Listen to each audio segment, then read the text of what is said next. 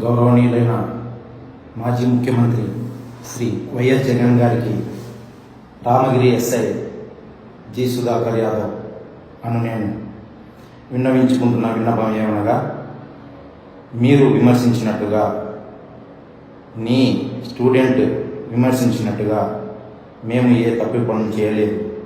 మీకు రామగిరి మండలంలో మొత్తం 10 ఎంపీటీసీలు ఉండగా అందులో 1 టీడీపీ, మిగిలిన 9 వైసీపీ.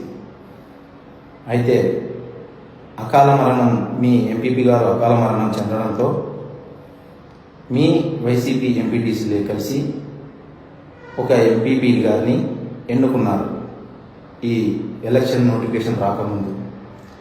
అప్పుడు ఎటువంటి పోలీస్ బందోబస్తు కానీ ఎవరూ లేకపోయినా వారంతకు వారే ఎంపీడీఓ ఆఫీస్లో ఒకరిని సెలెక్ట్ చేసుకున్నారు.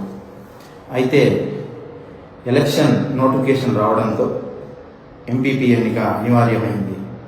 అందులో ఎవరు అయినా మీ వైసీపీ వాళ్ళే ఎంపీపీ అవుతారు. ఎందుకంటే ఇక్కడ ఎంపీపీ మహిళకు రిజర్వ్ చేయబడింది, టీడీపీకి ఒక ఎంపీటీసీ ఉంది.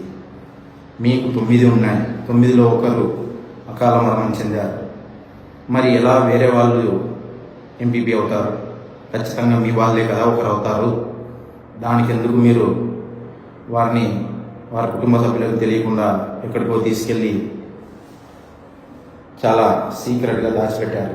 సరే, దాచిపెట్టారు, పోలీస్ ప్రొటెక్షన్ అడిగారు. మా ఉన్నతాధికారుల ఆదేశాల మేరకు 200 మంది పోలీస్ బలగాలతో ఒక ఎస్పీ గారి పర్యవేక్షణలో 4 డిఎస్పీ స్థాయి అధికారులు, దాదాపు 10 మంది సిఐలు, 15 మంది ఎస్ఐలు బందోబస్తు నిర్వహించారు.